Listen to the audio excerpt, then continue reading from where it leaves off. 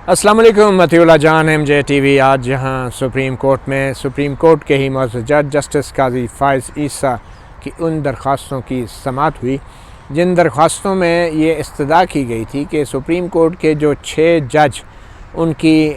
नज़रसानी दरख्वास्त की समाअत कर रहे हैं वो पहले ये तय करें कि 6 के अलावा जो दूसरे 3 जज थे जिन्होंने सुप्रीम कोर्ट के असल फ़ैसले में इख्तलाफ किया था वो भी बेंच पर मौजूद होने चाहिए या नहीं। अब ये सवाल है कि क्या वही 6 जज जो हैं ये नज़रसानी की दरख्वास्त सुनेंगे कि जिन जजों ने पहले ही जस्टिस काजी फ़ाइज़ ईसा से मुतल्लिक़ एक फ़ैसला दिया और FBR से असर नो तहकीकात करवाई गई उन इल्ज़ामात की जो सदारती रेफरेंस में लगाए गए थे। गो के सदारती रेफरेंस को गैर कानूनी और कालादम करार दे दिया गया था, मगर फिर असर नो FBR के ज़रिए तहकीकात का हुक्म दिया था। 7 जजों ने अक्सरियती फ़ैसला था।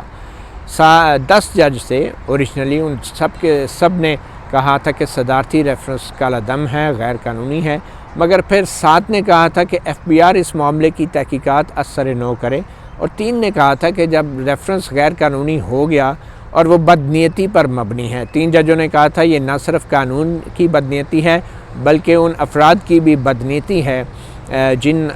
अफराद ने सदर वज़ीर आज़म ने ये रेफरेंस एक सुप्रीम कोर्ट के जज जस्टिस काजी फ़ाइज़ ईसा के ख़िलाफ़ तैयार किया। 10 जजों ने ये ज़रूर माना था कि ये बदनीयती है, मगर उनमें से 7 ने कहा था कि ये कानून के हवाले से एक मैलिस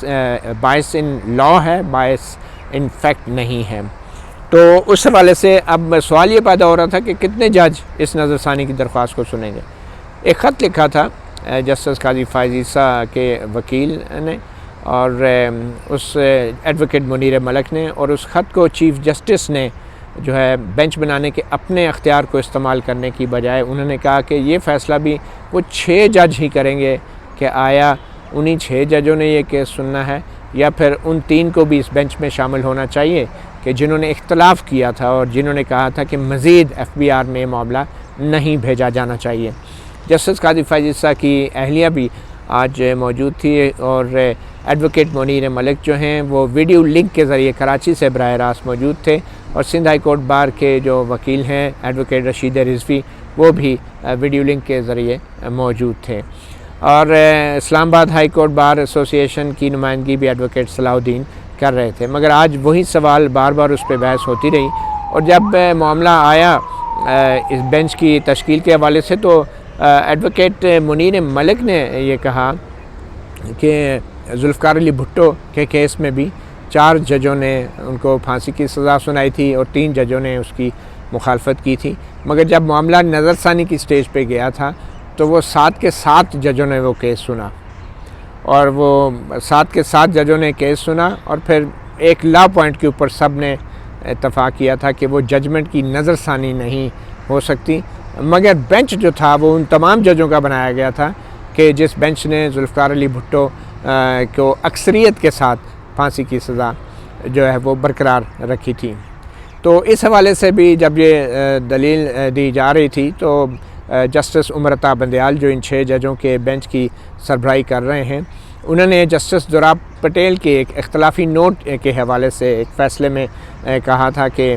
गो के मैं नज़रसानी के दरख्वास्त की समाअत करने वाले बेंच में भी मौजूद हूँ, मगर मेरा किरदार सिर्फ़ एक मुबस्सर का होगा, एक खामोश मुबस्सर का होगा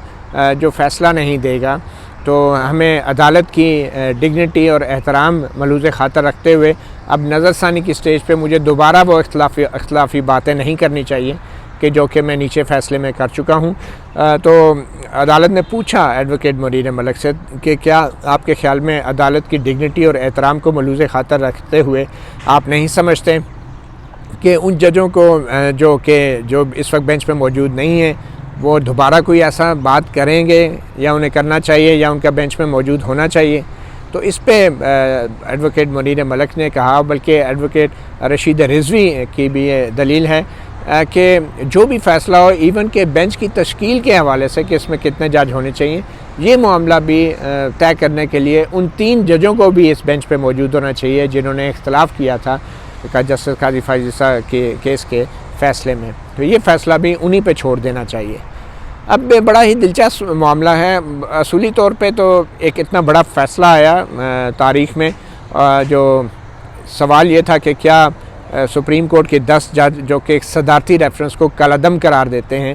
اور اس کو بدنیتی پر مبنی قرار دیتے ہیں. بدنیتی چاہے لا کی ہے چاہے فیکٹ کی ہے، جو بھی بدنیتی ہے، اور وہ قانون کے کاغذ کے ٹکڑوں کی بدنیتی نہیں ہوتی، انسانوں کی ہوتی ہے. چاہے وہ قانون کے اطلاق میں بدنیتی کریں یا حقائق میں ان کے کوئی ذاتی رنجش ہو، بدنیتی ہوتی ہے. سوال یہ ہونا چاہیے تھا کہ کیا جو ریفرنس بدنیتی کی بنیاد پہ 10 ججوں نے خارج کر دیا ہے، کیا انہی الزامات کی بنیاد پہ سپریم کورٹ کے ان میں سے 7 جج دوبارہ سے تحقیقات کا ان کو حکم دینا چاہیے تھا یا نہیں، یا آئین اور قانون کے مطابق کیا ایسی تحقیقات جوڈیشل کونسل از خود نوٹس لے کے کرنی چاہیے یا نہیں. مگر بجائے اس بڑے سوال کے جواب کے تلاش کرنے کے، آج ہم ان سوالات کے جواب تلاش کر رہے ہیں کہ کتنے جج ہوں گے، کتنے بندے ہوں گے جو یہ فیصلہ کریں گے کہ نظر ثانی کی درخواست میں کہ سپریم کورٹ کا فیصلہ درست تھا یا نہیں. اور ویسے بھی اب ایک سوال یہ بھی پیدا ہوتا ہے کہ ان 6 ججوں میں سے اب اگر 2 جج اپنے فیصلے پہ نظر ثانی کرنے پہ راضی ہو جائیں، وہ اگر یہ کہہ دیں کہ ہمارا فیصلہ غلط تھا اور یہ FBR پہ تحقیقات نہیں جانی چاہیے تھی، تو پھر کیا وہ 2 ججوں کا جو نظر ثانی ہوگی یا اپنا تبدیل شدہ ذہن یا فیصلہ ہوگا، کیا وہ اقلیتی فیصلہ قرار دیا جائے گا؟ کیونکہ 6 میں سے اگر 2 جج جو ہیں وہ اپنے فیصلہ تبدیل کر لیتے ہیں تو باقی 4 تو وہی ہیں. تو کیا وہ 4-2 کی اکثریتی فیصلہ ہوگا؟ یا پھر وہ 2 جج اگر اپنا ذہن تبدیل کر لیتے ہیں تو جن پہلے 3 ججوں نے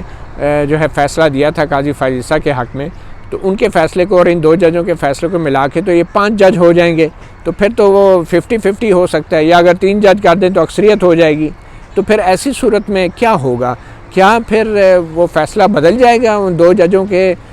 ذہن تبدیل کرنے سے؟ کیا قاضی فائز عیسیٰ کے حق میں فیصلہ ہو جائے گا؟ تو یہ وہ سوالات ہیں جو کہ قانونی پاسبلٹیز ہیں.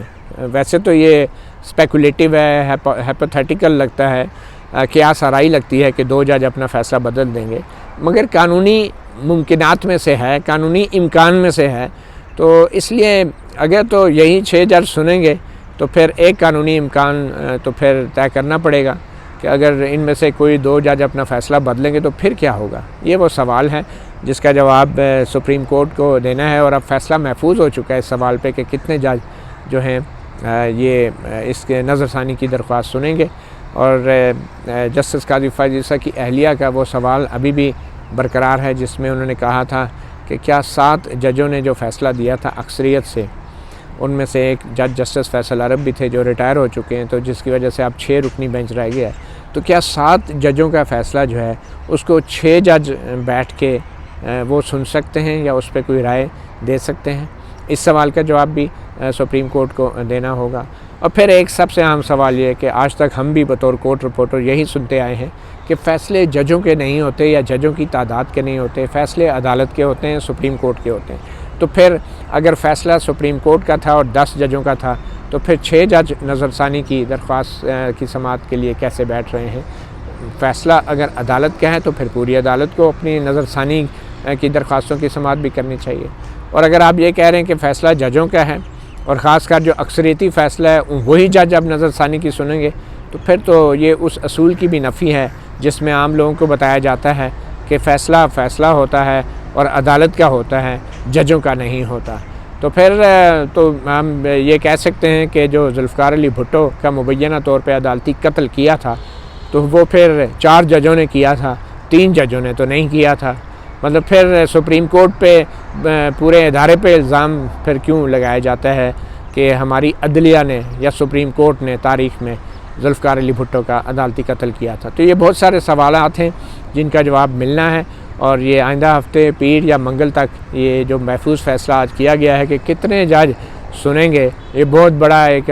آئینی نقطہ ہے جس پہ اب بحث ہو رہی ہے پاکستان کی سپریم کورٹ میں. تو اس آئینی نقطے کا حل بھی کچھ نظر آ جائے گا. تو جسٹس قاضی فائز عیسیٰ کے کیس کے حوالے سے اصل سماعت کی بھی ہم آپ کو اپڈیٹ دیتے رہیں گے جب یہ طے ہو جائے گا کہ آخر کتنے ججوں نے اب فیصلہ دینا ہے، اور اب جو یہ فیصلہ آئے گا وہ سپریم کورٹ کا ہوگا